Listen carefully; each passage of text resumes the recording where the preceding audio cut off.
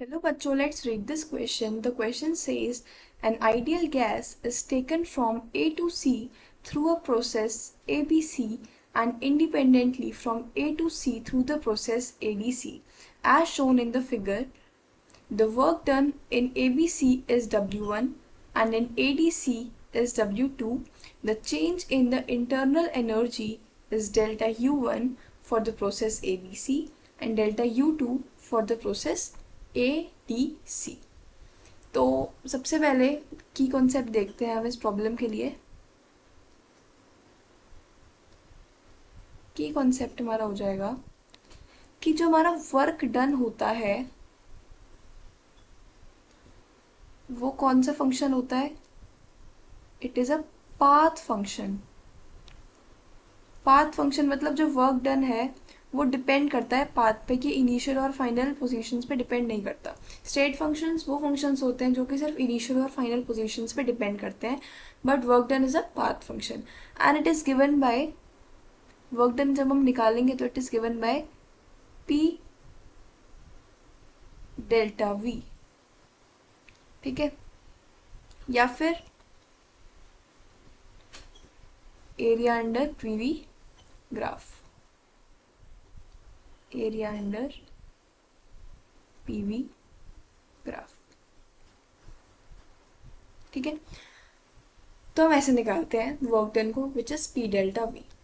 तो अब हमें दे रखा है कि वर्क डन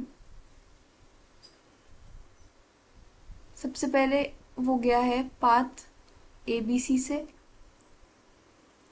सो ABC के लिए पहले तो वर्क डन हो जाएगा from going A to B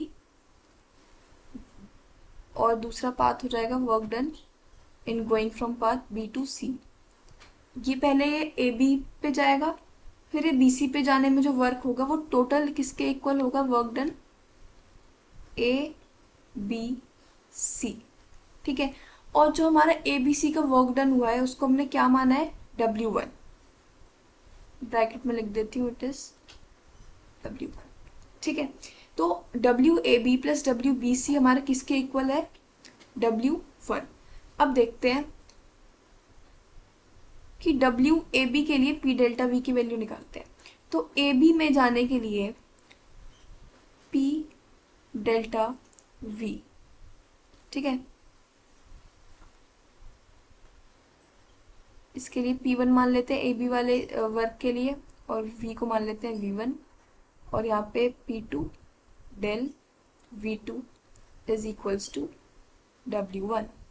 ठीक है, तो यहाँ पे हमें AB वाले पाथ के लिए जो प्रेशर है वो देखो हमें कितना दे रखा है. नीचे देखो 200.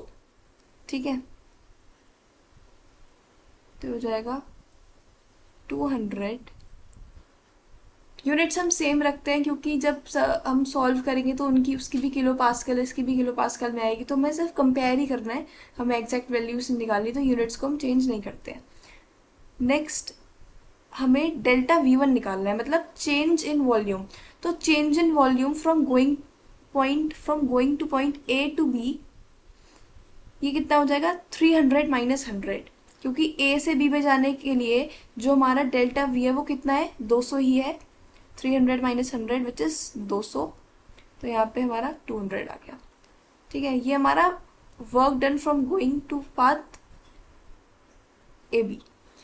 अब हम BC वाले पार्ट को देखते हैं. तो work done in going from point B to C वो हो जाएगा, उसका भी फॉर्मूला सेम ही रहेगा P डेल्टा V. अब B से C जाने में जो हमारा वॉल्यूम है वो कांस्टेंट है. वो में आप देख सकते हैं हमारा वॉल्यूम क्या है कांस्टेंट. वो 300 ही वॉल्यूम है हमारा from going from path B to C, from point B to C. तो इसका मतलब यहाँ पे हमारा डेल्टा V क्या है 0. तो फिर हमारी जो work done from going to path BC ये हमारा क्या हो जाएगा 0. मतलब जो हमारा वर्क डन W1 आ रहा है उसकी वैल्यू हमारी कितनी आ रही है 4000 किलो पास्कल CC.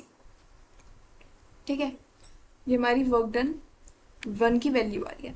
अब ऐसे ही हम पाथ देखते हैं ADC को. तो ADC पाथ में जाने के लिए वर्क डन पहले होगा AD वाले पार्ट के लिए, फिर होगा DC वाले पार्ट के लिए। तो वर्क डन ADC में सबसे पहले हम वर्क डन ऑफ AD करते हैं प्लस वर्क डन ऑफ क्या करते हैं, DC करते हैं। ये हमारा किसके इक्वल हो जाएगा, वर्क डन ऑफ ADC। और हमें क्वेश्चन में दे रखा है कि जो वर्क डन ADC है उसको इसने किससे क्या माना है, W2। तो ब्रैकेट में हम ये लिख देते हैं कि हमारा वर्क डन ADC का क्या है, W2। ठीक है, अब हम निकालते हैं work done in going from path A to D। तो इसका फॉर्मूला भी सेम रहेगा, इसको हम 3 मान लेते हैं, P3 डेल्टा V3। और DC के लिए क्या मान लेते हैं, P4 delta V4 is equals to W2। तो पहले हम वर्क डन AD वाला देख लेते हैं। तो AD के लिए P डेल्टा V होगा, ठीक है। तो यहाँ पे AD के लिए हमारा जो वॉल्यूम है वो क्या है, कांस्टेंट। तो डेल्टा V क्या हो गया, 0।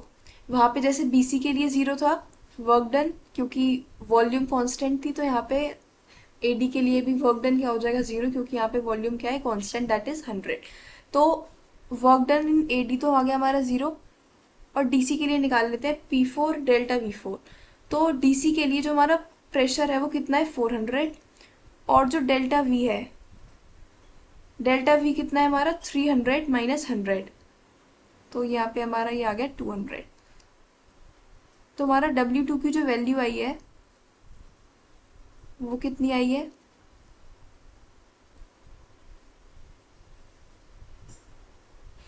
यहाँ पे W1 की वैल्यू थी 40,000 और यहाँ पे W2 की वैल्यू है 80,000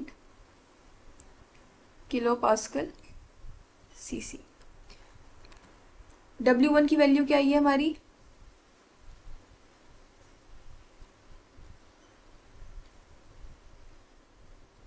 दिस। और W2 की वैल्यू आई है हमारी ये। तो हम यहाँ से हमें साफ साफ दिख रहा है कि जो W2 है it is twice of W1। तो ऑप्शन देख लेते हैं। ऑप्शन नंबर डी में हमें दे रखा है W2 is equals to twice of W1। So option number D is correct. Hope you understood it well. Best of luck.